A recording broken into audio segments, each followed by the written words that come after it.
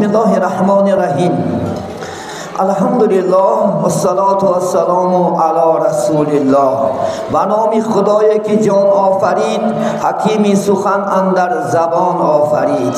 سپاس و حمد به حد مر خدا را که صنعش در وجود آورد ما را.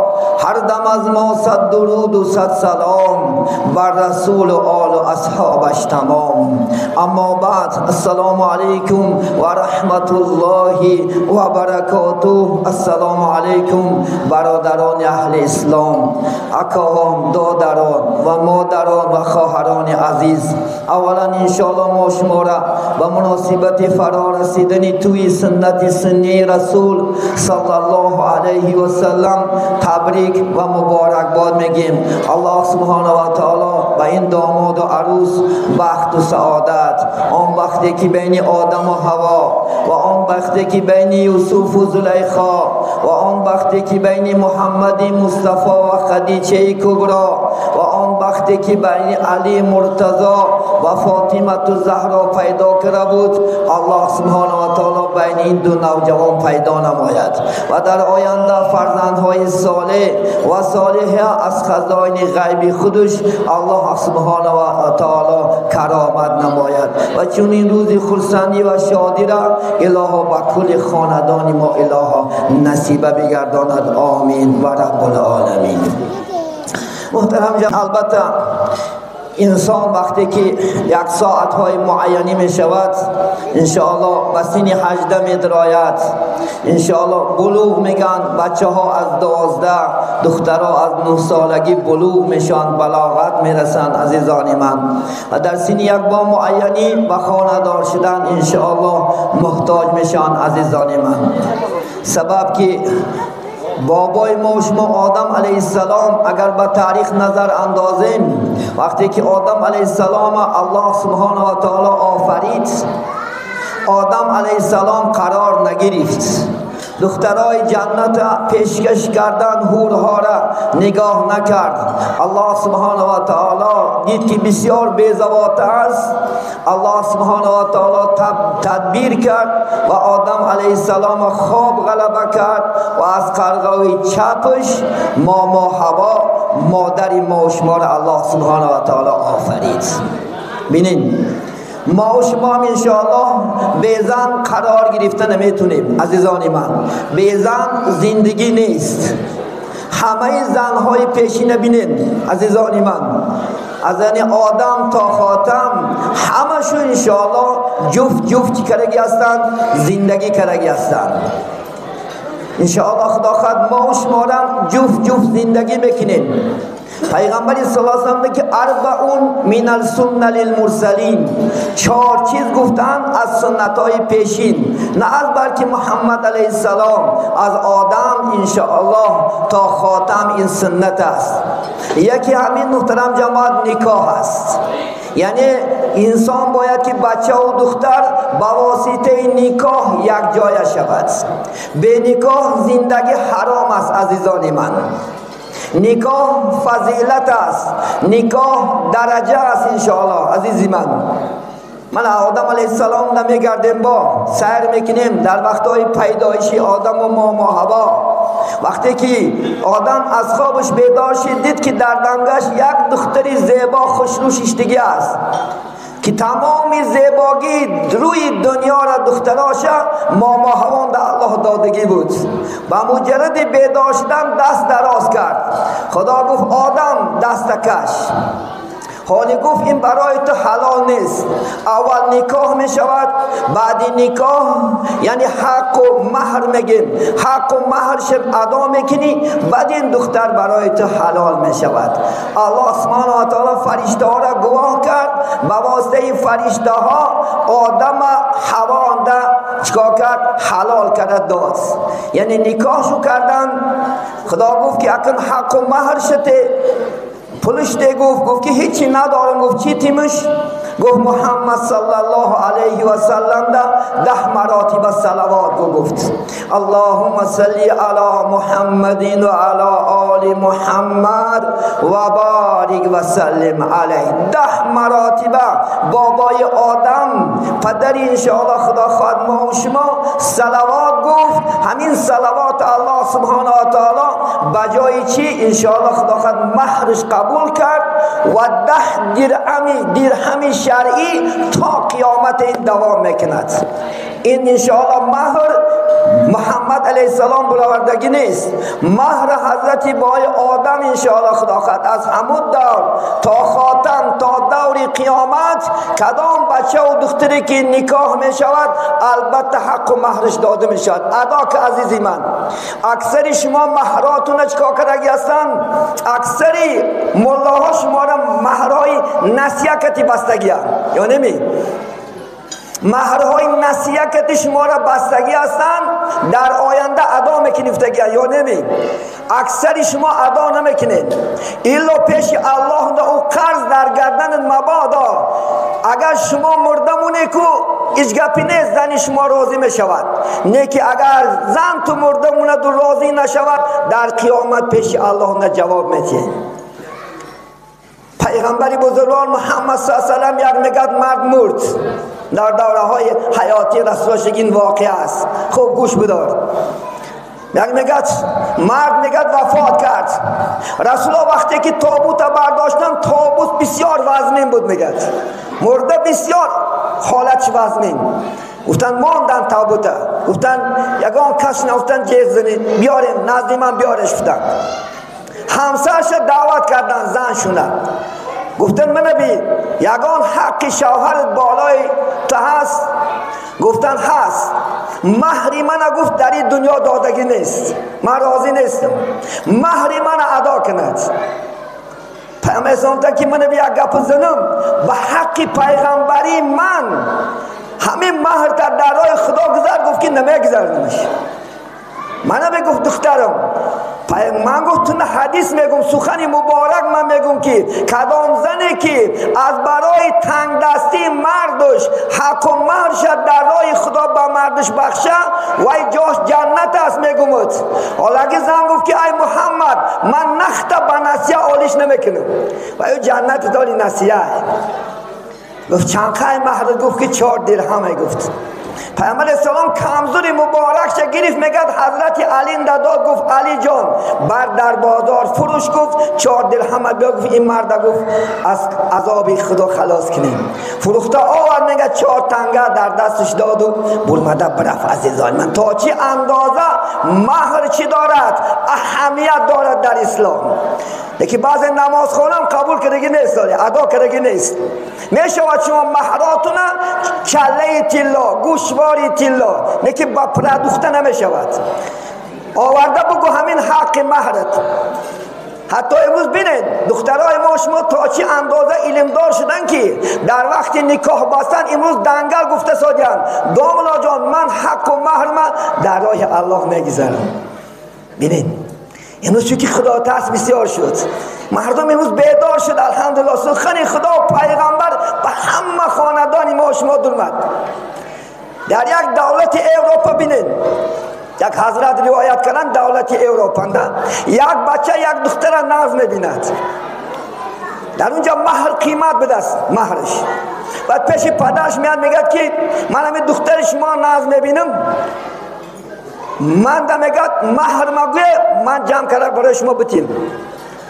بچه هم میگد همین محمد علیه السلام دا 20,000 صلوات بگو نیکی بطس بگو و اینا که خطا نکو کدام وقتی که 20,000 صلوات با پیغمبر نازنین محمد علیه السلام میگوییم همون زهاد من انشاءالله دختر ما در نکات میتیم. بین خدا جوار روی خدا خواهد پول نمیپرسند چیز نپرسیدن انشاءالله خدا خواهد بلکه در راه الله سبحانه و تعالی با محمد علیه السلام صلوات گفتن که انشاءالله خدا خواهد دختراش انشاءالله داده سادیم. بینید عزیزانی من شما هم انشاءالله خدا خواهد انشاءالله آگاه باشین انشاءالله خدا خواهد این مهرها را ادا کنید.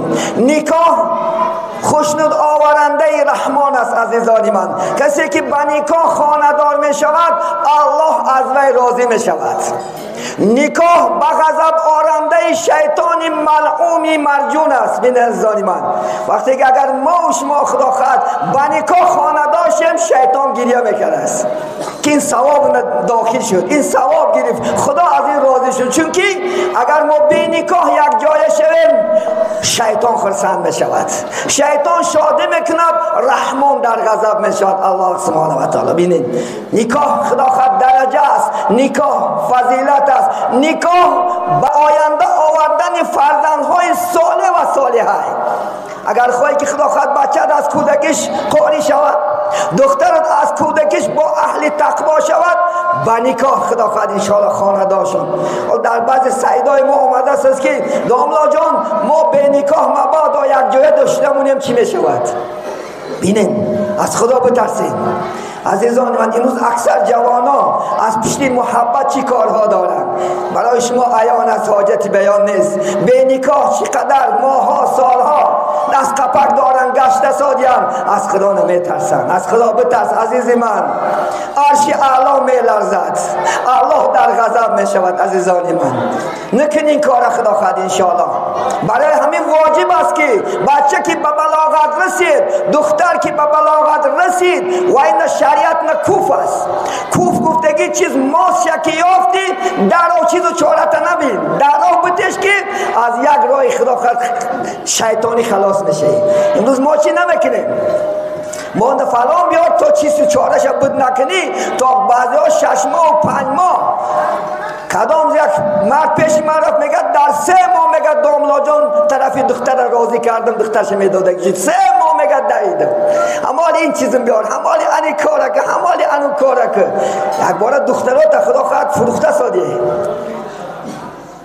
کجاش خدا خواهد انشاءالله، خدا خواهد مهر است، کجاست انشاءالله محبت است، کجاست برادری است، کجاست اکا و خواهری است. امروز بینید پیامبر اسلام را پدرکه کردن عایشه را، فاطمه را پدرکه کرد حضرت علی را. بینید پدرکه.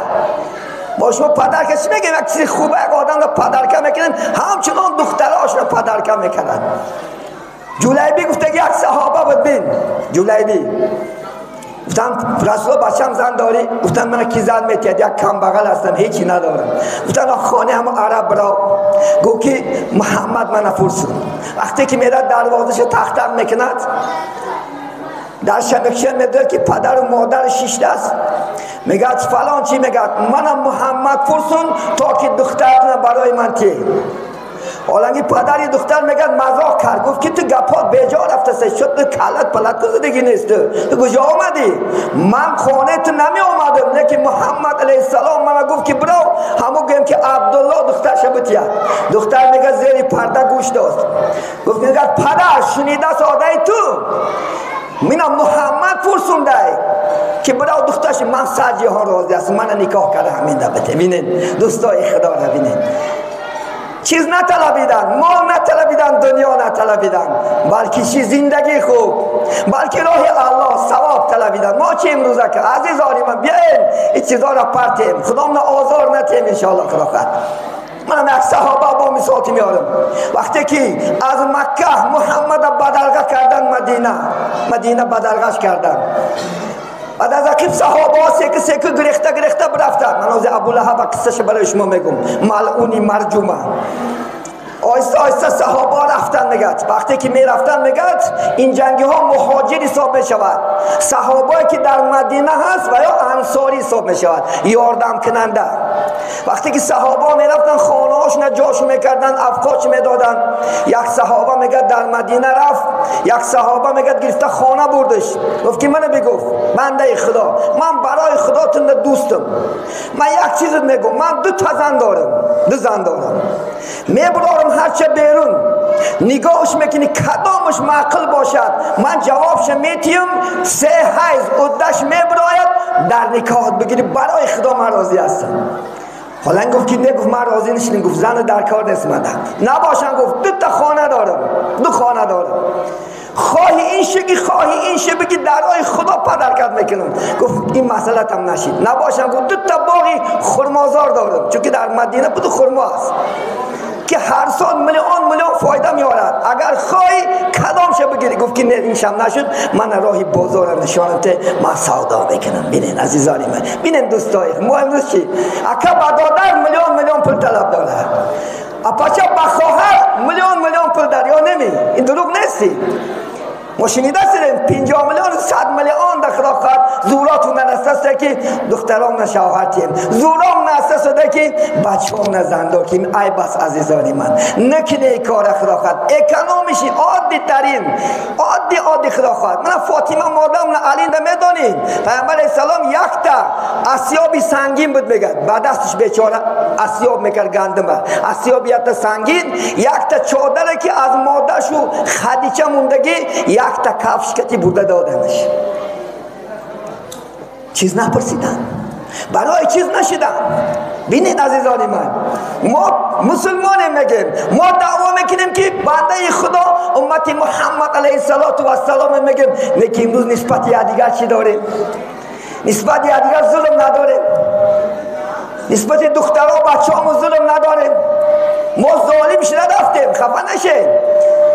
برای یک توی بچه 5 سال از بیچاره است، پلرم رسیه را کار دارد، 5 سال از بیچاره گریسته یا نمی 10 سال از بچه هاتون ندیدین. چندی پدرات بدیداری بچه مرده برفتن یا نمی؟ حقیقته. بین که خدا خود بخت بین عادی ترین انشاءالله زندگی کنیم، عادی ترین توی ها کنیم تا ای که بخوریم بپوشیم مزده کنیم زندگی خوب کنیم. عزیزانی من برای مسد برای شما خدا خود کوتاه پر مضمون انشاءالله تفسیر میکنیم و دعا میکنیم. سوره مسد عزیزانی من معنای مسد یعنی لیفت خرما است، از خرما پیچیده شدگی بند است. مسد معناش از خرما پیچیده شدگی چی بند. سبب نزول این سوره عزیزان من وقتی که الله سبحانه و تعالی محمد علیه السلام را امر کرد اعوذ بالله من الشیطان الرجیم انذر عشیرتک الاقربین، ای محمد توی نزدیکات خویشاوندات از عذاب من ترسون. گفت که من برای شما دین آوردم، برای شما قرآن آوردم. گفت بینید وقتی که محمد علیه السلام این حکم شد بالای کوی صفا برمد میگد محمد علیه السلام.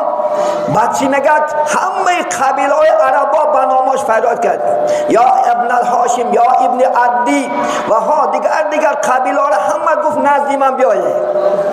همگی میگه 39 کس آدم جمع شدن، 39 کس جمع شدن. در اینها ابو لهب هم بود، ابن عباس امکاشو بود. بینید چقدر بزرگا اشرفا. کسی که میگه نمیتونیست بجاش یک کس فوسون چی محمد یگان گم میزده شد. بعد گفت ای مردم گفت گوش کنین، من شما را گم که در عقیب همه پشتی کوی جا وادی یک گروه اسکرها جمع شدگیان برای غارت کردن شما باور میکنه. گفت ما از این زیاش نم باور میکنیم چون که تو در عمرت یک بارگه به دروغ زدگی نیستی. خلاص گفت من خدا گفت که میگه من شما را دین آوردم و من شما را ترساننده هستم، بیم کننده هستم و در نزد من عذابای سخت‌ترین روز قیامت گفت گرفتار است. ابو لهب ملعون نگد خیستو میگد با دستاش حرکت کرد گفت که ای محمد تبا لک لهذا جمعنا، مرگ با تو با گفت محمد، مرگ با تو با کی گفت برای همه چیز ما جمع کردی. حتی میگه سنگ گرفته میگه طرف محمد حرکت کرد. میگه همین سوره مسد نازل شد اعوذ بالله من الشیطان الرجیم تبت یدا ابی لهب و تب. خاک شود گفت خدا دستای ابو لهب، خاک هم شد. میگد خدا دعا کرد ابو لهب دعا کرد گفت خاک شود گفت دستای ابو لهب. حتی میگد و تب خاک هم شد. میگد وقتی که ابو لهب میگد این سوره بیانش به حقی و اومد، این سوره که در وی که نازل شد میگد گفت که میگه من چندین مال و دنیا دارم، فرزندهای زور دارم، عتبه، معتب، عتیبه، بچه های جوان مرد زور دارم، گفت دنیا دارم، گفت من عذاب خدا خلاص میکنه. گفت خدا چی گفت؟ اعوذ بالله من الشیطان الرجیم ما اغنا عنه ماله و ما کسب. به حاجتش نکرد، میگد از عذاب خدا خلاصش نکرد این ملعون ابو لهب، نه مالش نه فرزنداش نه کسب و کارش. میدانی ابو لهب کسلی میگه فراش گرفت، آزارش یک وقت دیگر میگومد چه با محمد آزارش میگد ابو لهب میگد کسلی رخ شد، بدنش میگد بو گرفت، بو که حتی خاندانش، زنش، بچه هاش برآورده از خانه پیش کردن. گفتن تو آرینه پدر در کار نیستی. زنش گفت تو آرینه شوهر با من در کار نیستی، از بوش استاده نمیشید. از میگه شهر مکه بیرون برمد، یک جای بیابانک نمیگد، همین خیل بدنش میگد گوشتاش پوسیده پوسیده غلطیدن گرفت، مرد. میگد ابو لهب ما بین 3 روز گذشت هیچ کس نگاش نکردن. 3م روز میگد حمالان حبش سیاه‌پوستا میگد اومدن دیدن که یک انسان خواب است مردگی، میگد یک چقری را کافتن با نوکای چوب همین خیلی تلکه برده پرتافتنشو بالاش پوری سنگ کردن و برفتن. عزیزان من، کسی که دشمنی خدا است، کسی که دشمن اسلام است، کسی که دشمن محمد صلی الله علیه و سلم است، جزات نمید است. عزیزان من گفت که ما اغنان هم ماله و ما کسب، من گفت ای عذاب خدا، گفت مالم دنیام بچو کچام خلاص میکند، بیزار شدم برآوردم پرتافتنش. اینه سیصلا نارا ذات لهب، خدا میگه زود است که میگم من در آتش شعله آورین عذاب میتیم. زود است میگد، زود است که من عذاب شعله آور که میگد عذابش میتیم. و امرأته حمالة الحطب، این چونین میگد زنی ابو لهب هم میگد دوزخی شد که بردارنده هیزم بود. میدانی ام جمیل خواهر ابو سفیان بود، بدبخت همین خیلی انشاءالله خدا خواهد چیز بود که روز رفته خارای تیز جمع کرده می اومد، رای پیغمبر صلی الله علیه وسلم شب می پرتافت که تایی که پاچکاش آزار کشد. بینه زن جدا آزار میداد، شوهر جدا آزار میداد. کیا؟ محمد. حالی که محمد چی آورد؟ دین آورد، نجات آورد، خوبی آورد. ما و شما یک وقت علاو پرست بدیم و تو فعل این دین اسلام ما انسان شدیم، ما درجای بلند یافتیم، آبرومند شدیم از چی؟ از تو فعل اسلام. همین بدبخت میگد در صحرا میگد یک روز میگد خار در پیشش اومد، بالا یک سنگ کلون دم گرفت. میگد همون میگد خاری میگد ویش در گردنش میگد پیچلک بود.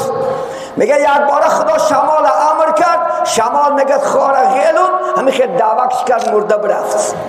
روز قیامت الله اسمات مفسرها گفتن که روز قیامت از زنجیرهای خاردار در گردن این ملعونی ام جمیل پیچیده می شود و در دوزخ انشاءالله عذاب کرده می شود. عزیزان من بینید محمد علیه السلام به خاطر ابو لهب 2 دخترش دادگی بود، بچه هاشونه. بینید 2 دخترش، رقیه ام گلسون در نکاح بچه هایی که ابو لهب بود.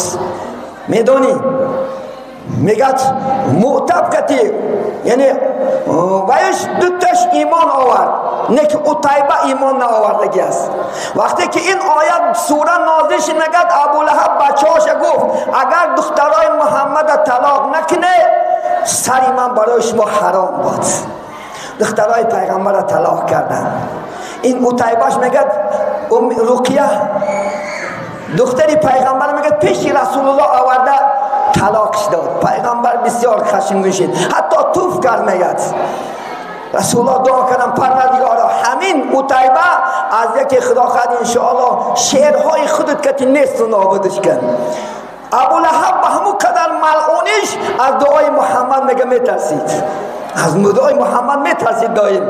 میگه طرف شام سفر کردن با همراهی، میگه پدرش میگه وقتی که نیمی شب بود میگه الله یک شیر امر کرد، میگه شیر میگه همه خواب بود، میگه هر یک آدم بو میکشید کدامش این هم عتیبه باشد، میگه یافتش، میگه تیکه پارش کنه پرتاف. همین خیر خدا داریم. محمد علیه السلام دو دختری مبارک شه، این بدبخت یکتش خدا خد، دو تاش ایمان آورده الحمدلله.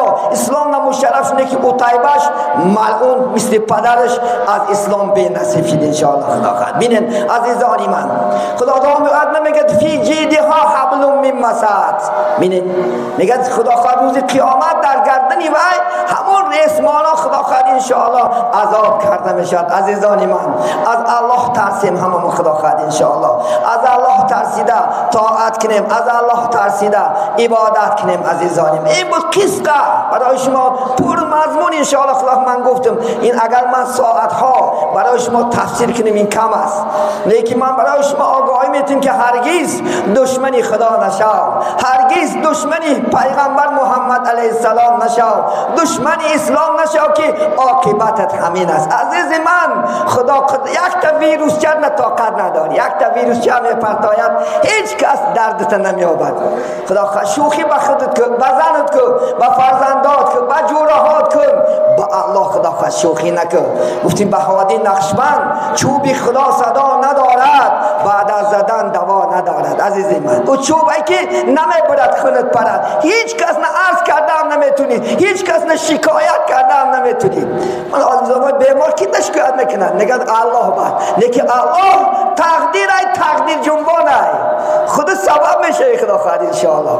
زید اسلام کی کار کردی، زید قرآن، زید محمد کی کار کردی، جزا عزیز من مقرر است. بریم خدا خیر وقت نمیسار نمیگیریم، نماز پیشینم نزدیک است. عزیزانی من بین انشاءالله خدا خیر هممون زندگی های خوب کنیم، هممون طاعت کنیم، عبادت کنیم، فرمان الله سبحانه و تعالی بجا بیاریم و زندگی های خوب کنیم. همسران انشاءالله خدا خیر حرمت کنیم، همسراتون عزت کنیم. عزیزی من اکثر زنها شکایت دارد از بالای نمازخانه. حضور عزیزانی من بعضی کلمه‌های ما برای شما سخت میتابد، لیکن بعضی زنها خدا خواست شکایت دارند از بالای شما. نماز میخوندید با دل آزار، نماز میخوندید بچه‌هاتون از دست دادید، نماز میخوندید زناتون از دست دادید. نکن نماز خون این کار نکند. پیامبر علیه السلام می کار کرد، بگو محمد کرد. محمد علیه السلام با زنا زندگی خوب کرد کو شما دیده آدم حواس کنه گویا که بیا من دخترم همین بچه نبتیم راحت کنن و دخترها خدا خود در دستای ما و شما مزه کنن گویا که انین شوهر گوی می شود. ما شما نماز خود را میشا کنیم، ما شما نماز خود را حقارت کنیم، ما شما نماز خود را آزار کنیم. از دل آزار خدا بیزار است. عزیزانی من دل آزار نشو خدا خود انشاءالله. یا محمد دل آزار بود، بگو خیز بگو خدا خود من فلان کتاب خوندم محمد همه را آزار میداد. گو دلیل بیار. محمد دل آزار نبود. عزیزی من از خاطر محمد علیه السلام هزارها آدم ها ایمان آوردن، میلیون آدم ها. برای چی بود اسلام قبول دارد تمام روی دنیا؟ سبب که حقیقی دین است. خلاقت دین انسان پرور است، دین انشاءالله مهربان است، دین خلاقت آسان ترین است، عادی چیز است. ما شما فقط دشوارش میداریم. ما شما خلاقت انشاءالله وزمین نشونش دادیم. همین مادرها میگم التماس مادرها هم شوهرها حرمت کنند، زبان بسیار دراز نکنند، بسیار زباناش دراز است. خدا خواهد انشاءالله یک کس الله بای کرده است، یک کس کم بغل کرده است. کدام زنه که اگر شوهرش گویا که میگه من تو چی دیدم تو من مردک شده چیکار کردی 70 ساله طاعت عبادت شبته میشود. مادر جان خدا خواهد مرد همیشه در حرکت است، مرد همیشه خدا خواهد در چی است؟ سعی و کوشش است. من برای شما میگم بچه های عزیزه که بیین امروز خدا خواهد بچه هم نخونونیم، صاحب کسب و کارشو کنیم، تنه خدا خواهد کافران نشهیم. نگوان که چی ساختی تو، چی کار کردی تو، بین امروز وقت است، فرصت است. امروز بچه هم خونونیم خدا خواهد از روی دینم از روی دنیا پیشرفت پیشرفت کنیم. دین با دنیا هماهنگ است عزیزی من، خیال نکن دین همش علم یک خیل است، علم جدا نکن. این و چی میفتنی مردم ما همون اسکیچه، استغفرالله، دین اسلام اسکیچه یا کهنه دینه؟ این دین جدید است. دین هر ساعت هر لحظه با ما شما با پیش می رود. این دشمنای اسلام ما شما را کور کردن و چکار میکردن؟ ما شما را جدا کرده پافتن. این دین اسلام، این دین نوچه، اینش کنه، اینش فلان، اینش پیستان، نه، همه دین الله های، همه علم الله های. یا نسمی این متخصص ها کجا گرفتن؟ از پیغمبر ها گرفتن. از آدم تا خاتم بی همش کسب و کار داشت یا نداشت؟ همش کسب و کار داشت، همش هنر داشت. من سلمان فارس بینن، برادری ما شما سلمان فارسی میدونی کسبش چی بود؟ سبد میبافت. کنی کدام نمازخون شما امروز یک تخدا خواهد چیز کرده براده فروخته سه؟ منه سبد میبافت میگن، سبد میگن میفروخت، پولش سه تقسیم میکرد. کنی از ما بوی ما کرده همین یک قسمش میگه برای سبد خریدن میموند، یک قسمش بینن برای خدا زنش نفقه میکرد، یک قسمش میگه درای خدا خیر میکرد. کنی کدامش ما کرست؟ امروز ایراسیا $10,000 آوردی و بس سینمی تقسیمش کردی گو که همین سینم شد گو جای نکیت کم بغلی همین نون خریده میتیم کاری. ما میترسیم بانکرات میشیم تا نکی بخیر با احسان الله بانکرات نمیکنه. پیغمبر میدونی هیچی نداشت، در یک روز 10-20 هزار صدقه میکرد. عایشه صدیقه هیچی نداشت، در دستش میغلطید، نیم شبا چکا میکرد؟ درای خدا خیر میکرد. یک میگد کنیزش گفت که میگد عایشه من یک کرته ندارم، گفت هم یک میده پولم نمیتی کرته خرم، گفت که افسوس، گفت نیم ساعت پیشتر بگفتی، گفت من پول درای کم بغل رو صرف کردم کرته خریده میدادم. بینید دوستای خدا ما چی امروز خدا خواهد تلخه کف بانکرات میشه مگر باشد کم بغل یکسونتی اگر میمریم میگم چی پول کم میشه؟ شیطانی معلوش من نه با دادن کم نمیشه. شاعر میگه تو مثل میگه تیشه مباش، دایم با طرف خود متراش، تو مثل اره باش، گاه با پیش و گاه با عقیب باش. باید دست جمعش کنید، باید دست غروندش به خیر کرده به احسان کرده به بار که بلا نمیزند، یگان آفت در خونه گیر نمیگرده. الصدقه ترد البلات و تزید العمر، صدقه میگه عمر دراز میکنه، میگه بلا دور میکند. کله بخدا خواهد انشاءالله. حقی صدقه حضرت علی گفتن یک هفته نه 7 تنگه بده، 7 تنگه محله نتی خدا خواهد، ملونه نتی محله نه خدا خواهد. یک بیچاره ها هست، یک کم بغلک ها هست، همه محلان ده هست و یکان نبودت دعاش اگه انشاءالله خدا خواهد. با تو فعلی 7 تنگه 700 تنگه کرده خدا میتید. با یک قول با یک احسان 700 خدا بخشد با از فضل به حد. بینیم از فضلش خدا خواهد به حد میتید. در اینجا صحبت به پایان میرسیم عزیزانی من. اگه قاری بچه ها باشد مرحمت بیاین خدا خواهد یک قرائت کنن، یک تلاوت کنن انشاءالله خدا خواهد. و در حق خدا خواهد گذشتگان داماد عروس با دعا میکنیم خدا خواهد با یک فرصت شود و شما عزیزان انشاءالله هم صحبت نشید. ملدیس قنزن همه خیلی حافظه قرآن زیاد شود در بین جمعیتی ما. خدا خواهد ما پیشرفت میکنیم انشاءالله در همه جا. مرحمت باشم. نام تو من آزاد به خدا خواهد قاری نوبت میتیم و یک سخنی خدا خواهد خدا قلب های ما شما را خدا خواهد بلرزه دارد و یک بلبلای این اسلام ما شما را یک راحت کنوند.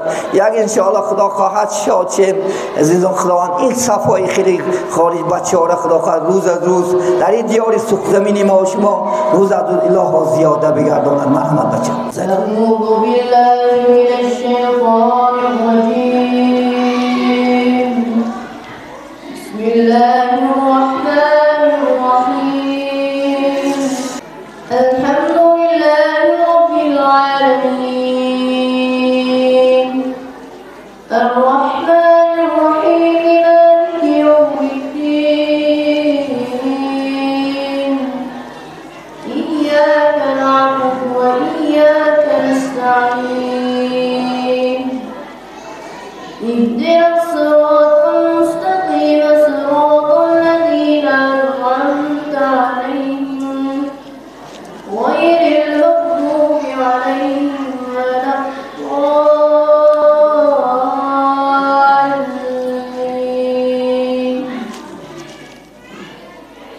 بسم الله الرحمن الرحيم إذا وقعت الواقعة ليس لوقعتها كاذبة خافضة رافعة إذا رجت الأرض رجا وبست الجبال بسا فكانت هباء منبثا وكنتم أزواجا ثلاثا فأصحاب الميمنة ما أصحاب الميمنة فأصحاب المشأمة ما أصحاب المشأمة والسابقون السابقون أولئك المقربون في جنات النعيم سبحان ربك رب العزة عما يصفون وسلام على المرسلين والحمد لله رب العالمين. بسم الله الرحمن الرحیم. الحمدلله والصلاة والسلام علی رسول الله. بخشیدیم ثواب و ثمره های آیت های کلام ربانی را بر رضای حق سبحانه و تعالی، خصوصا برهان جناب سرور عالم حضرت محمد مصطفی صلی الله علیه و سلم و برهان جمیع گذشتگان این منزل و مکان، بیکسان، بیچارگان، دور افتادگان، غریبان، شهیدان، خصوصا هم یه اهل جماعت، همین یعنی اهل خاندان جمیع گذشتگی‌هاشون خدا رحمت کند، جاش جنت نه خالص الله صاحبش بخشیدیم. ای پاک و پروردگار آنچه خیر احسانی که این کادگان خانه پیراستند خدا آن را به درگاه خود قبول نمای، سایبانی آخرت بگردانی. در این خاندان همیشه تینج، آرامی، خاطر جمیع، تنسیتی، فیض و برکات، همین دو نوجوانی که عقد نکاح شدند خدا آن را بین آنها محبت پیدا نمایی، در آینده فرزندهای صالح و صالحه از خزائن غیبی خودت اله کرامت نمایی و چون این روز خرسندی و کل خاندان ما نصیب بداری. همین آزاد جان قاری هم پروردگار خودت عمرشون دراز کنی، رزق فراغ در آینده که از قاریان و عالیان با عمل شدنش الله نصیب بداری. و اللهم تقبل منا هذا الدعاء انك انت السميع العليم وتوب علينا يا مولانا انك انت التواب الرحيم. وصلى الله تعالى على خير خلق محمد وعلى آله وأصحابه الأجمعين برحمتك يا أرحم الراحمين.